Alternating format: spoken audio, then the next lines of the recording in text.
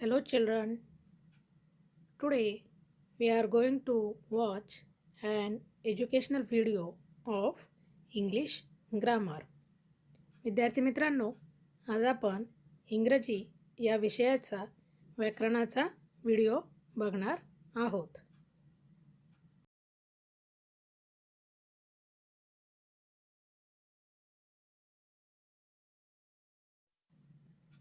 The name of our topic is parts of speech, म्हणजेच शब्दांच्या जाती.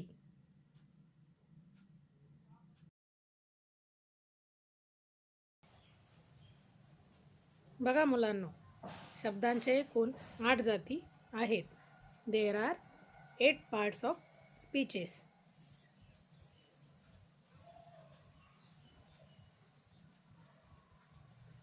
1. नाउन म्हणजे नाम. 2. प्रोनाउन म्हणजे सर्वनाम. 3. वर्ब म्हणजे क्रियापद. 4. ॲडव्हर्ब क्रियाविशेषण. 5. ॲडजेक्टिव्ह विशेषण. 6. प्रेपोजिशन शब्दयोगी अव्यय. 7. कंजंक्शन उभयान्वयी अव्यय. आणि 8. इंटरजेक्शन केवल प्रयोगी अव्यय.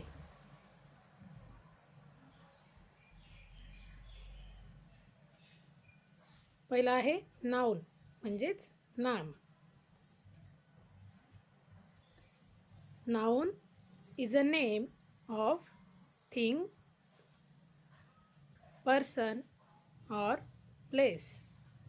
नाउन म्हणजे कोणतीही वस्तू, निर्देशक शब्द, वस्तूचे नाव म्हणजे नाव.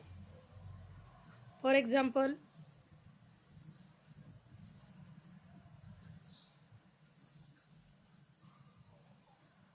there are apples on the tree. Sachin is a great cricketer.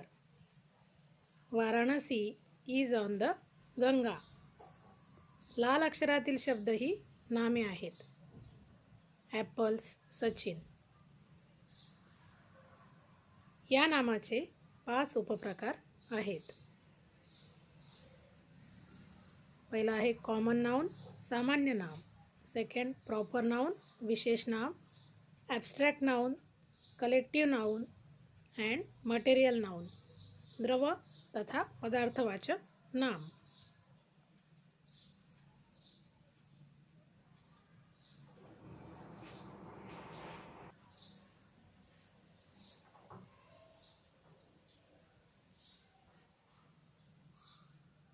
Common noun सामान्य नाम.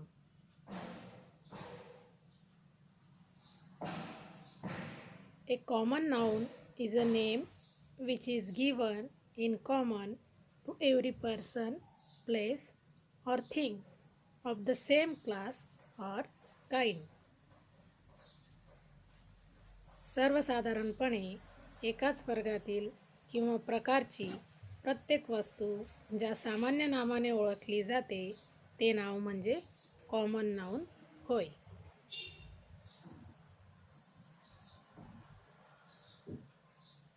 उदाहरणार्थ, व्यास वॉज अ सेग. व्यास मुनी होते. या वाक्यात अ सेग हे कॉमन नाउन आहे, कारण इतर मुनींसाठीही आपण तो शब्द वापरतो, जसे river, flower, branch, man, woman, person इत्यादी कॉमन नाउन्स होत.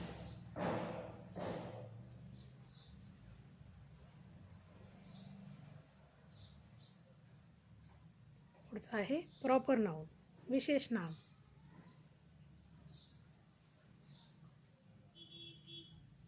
A proper noun is the name of some particular person, place or thing. वस्तूंच्या ठेवलेल्या विशिष्ट नावांना प्रॉपर नाउन असे म्हणतात. उदाहरणार्थ, Mumbai is a big city. Mumbai हे मोठे शहर आहे. यात मुंबई हे प्रॉपर नाउन आहे, जसे Taj Mahal, India, mount Everest, Mahatma Gandhi etcetera. Sunil is a good boy. या वाक्यात सुनील हे प्रॉपर नाऊन असून बॉय हे कॉमन नाऊन आहे. प्रॉपर नाऊनची सुरुवात नेहमी कॅपिटल लेटरनेच करावी. नेक्स्ट वन, ॲब्स्ट्रॅक्ट नाऊन, भाववाचक नाम. An abstract noun is usually the name of a quality, action, state, or an idea.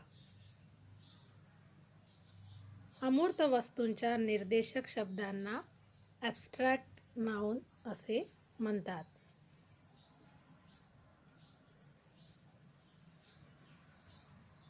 For example, अस्तित्वात नसणाऱ्या वस्तू नसून फॉर्म, आकार, शेप, आकार, साईज, आकारमान, वेट, वजन, ओडर, वास असे कोणतेही गुणधर्म नसणाऱ्या पण अस्तित्वात असणाऱ्या वस्तू, त्या वस्तूंना आपण हाताने दाखवू शकत नाही, मात्र आपण त्या वस्तूंचा विचार करतो. म्हणजेच भौतिक अस्तित्व नसणाऱ्या पण वैचारिक अस्तित्व असणाऱ्या वस्तूंना ॲब्स्ट्रॅक्ट नाऊन म्हणतात. उदाहरणार्थ, law, discovery, goodness, kindness, fatherhood, freedom, fight, movement, motion, hardship इत्यादी. नेक्स्ट वन, कलेक्टिव्ह नाऊन, समूहवाचक नाम. A collective noun is the name of group or collection of persons, animals or things taken together or spoken of as a whole.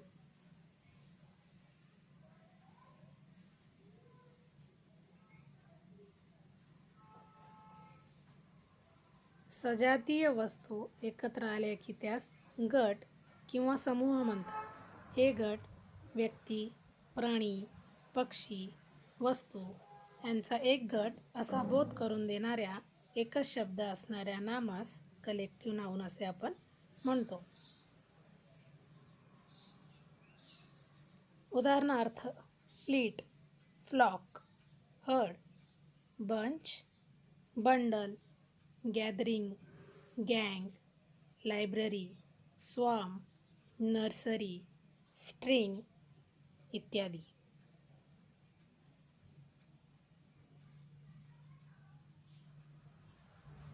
पुढचा आहे material noun, पदार्थवाचक नाम. A material noun is the name of substance or matter of which things are made. ज्या पदार्थापासून एखादी गोष्ट बनवली असेल तो पदार्थ निर्दिष्ट करणारे नाम हे मटेरियल नाऊन म्हणून ओळखले जाते.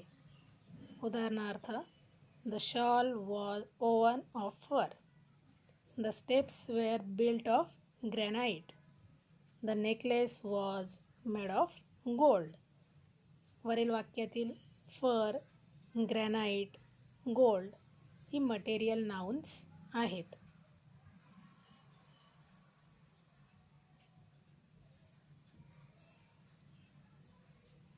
पुढचा आहे प्रोनाउन्स, सर्वनामे. A pronoun is a word used for or instead of a noun. सर्वांनाच माहिती आहे, नामाऐवजी येणारा व त्याच नामाचा निर्देश करणारा शब्द म्हणजे सर्वनाम होय. उदाहरणार्थ, Tukaram was a Sant, he wrote the Gatha. Second, Taj Mahal is a monument. It was built by Shah Jahan. वरील वाक्यात ही व इट हे सर्वनामे नामाऐवजी आली आहेत. तसेच दीज, दोज, देअर, शी, दे इत्यादी देखील सर्वनामे आहेत. नेक्स्ट वन, वर्ब म्हणजे क्रियापदे. Verb is a saying word or telling word. इंग्रजी वाक्यातील क्रियापद हा काही कथन करणारा शब्द असतो. जसे द रोज इज पिंक. यात इज या क्रियापदाने गुलाब कसा आहे ते सांगितले आहे. उदाहरणार्थ ईट, ड्रिंक, जम्प, कॅच, राईट, कम, गो इत्यादी वर्ब्स आहेत. क्रियापदांचे वाक्यात खूप महत्त्व असते. नुसत्या एका क्रियापदाने एक अर्थपूर्ण वाक्य बनू शकतो. उदाहरणार्थ आय डॅश डॅश मँगो. यात क्रियापदच नसल्याने या 2 शब्दांवरून कोणताच अर्थ समजत नाही. त्याचा अर्थ पूर्ण होण्यासाठी तेथे लाईक, ईट, बाय इत्यादी संदर्भानुसार क्रियापदे वापरावी. परंतु या उलट कम, गो, सीट, हॅव, इट या नुसत्या क्रियापदावरून संपूर्ण वाक्याचा अर्थ समजतो. नेक्स्ट वन, ॲडजेक्टिव्ह, विशेषणे. An adjective is a word used with a noun to add something to its meaning. नामाबद्दल विशेष माहिती सांगणारा शब्द म्हणजे विशेषण होय.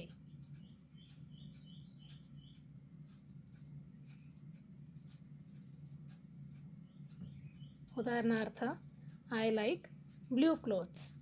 I want cold water. या वाक्यात ब्ल्यू, कोल्ड हे शब्द अनुक्रमे क्लोथ्स आणि वॉटर या नामाबद्दल अधिक वर्णन करतो, म्हणून हे शब्द काय झाले, विशेषणे झालेत. नेक्स्ट वन, ॲडव्हर्ब्स, क्रियाविशेषणे. In the sentence, the word which adds something to the meaning of a verb, adjective or another adverb is called an adverb. नामांचे अधिक वर्णन करणारी जशी विशेषणे तशी क्रियेबद्दल, विशेषणाबद्दल, क्रियाविशेषणाबद्दल अधिक माहिती सांगणारी क्रियाविशेषणे होत.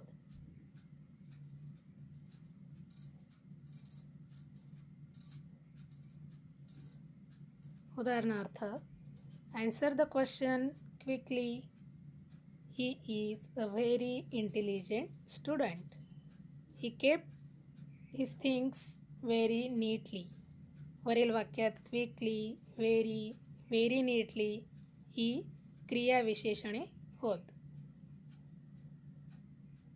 पुढचं आहे prepositions, शब्दयोगी अव्यये. The word which are placed before noun or pronouns to show in what relation the person or thing named by the noun or pronoun stands in regard to something else are called prepositions. जे शब्द, नामे व सर्वनामे यांचा वाक्यामध्ये परस्परांशी संबंध दर्शवतात त्यांना शब्दयोगी म्हणजे शब्दांना जोडणारी अव्यये असे म्हणतात. इंग्रजीत असे शब्द नाम, सर्वनाम यांच्यापूर्वी येतात. For example, the flowers are in the garden. Please sit by me. या वाक्यांमध्ये इन, बाय ही शब्दे शब्दयोगी अव्यये होत. जसे for, by, from, at, in, on, near, with, of इत्यादी. पुढचं आहे कंजंक्शन, उभयान्वयी अव्यये. In a sentence, when a word is used for joining together sentences and sometimes the words as well, then it is called conjunction.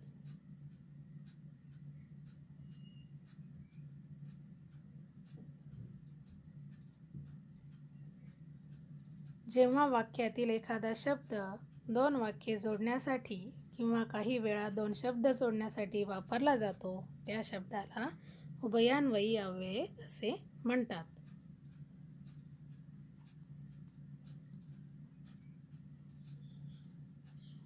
उदाहरणार्थ he went to the playground and played. Ram and Shyam are brothers. वरील वाक्यात and हे उभयान्वयी अव्यय होत, जसे but, for, or, nor, also, as well as, not only but also इत्यादी. Next one, interjection केवल प्रयोगी अव्यय. An interjection is a word thrown into a sentence to express some strong or sudden feelings or emotions. म्हणजे एखादी तीव्र किंवा आकस्मिक भावना व्यक्त करण्यासाठी जो शब्द वाक्यामध्ये घातला जातो त्यास केवल प्रयोगी अव्यय असे म्हणतात. उदाहरणार्थ alas, at last he died. Hurray, we have won. वरील वाक्यांमध्ये अलास, हुर्रे, ओ इत्यादी काय झाली? केवल प्रयोगी अव्यय.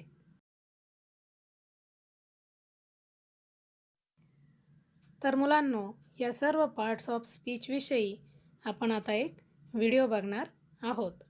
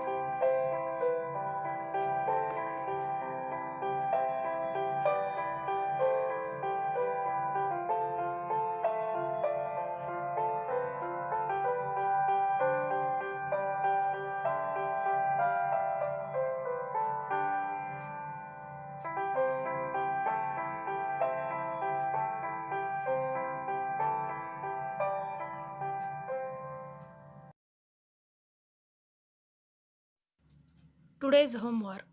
Draw the given tree diagram in your homework notebooks. दिलेला ट्री डायग्रॅम तुमच्या गृहपाठाच्या वह्यांमध्ये काढायचा आहे.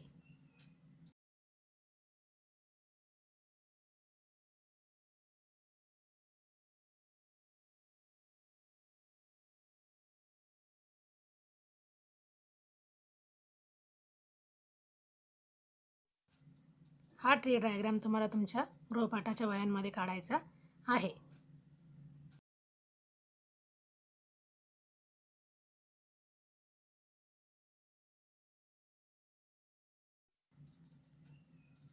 तसेच तुमच्या टेक्स्टबुकमध्ये पेज नंबर 9वरती देखील हे डिटेलमध्ये दिलेलं आहे पार्ट्स ऑफ स्पीच आणि ट्री डायग्राम. थँक्यू.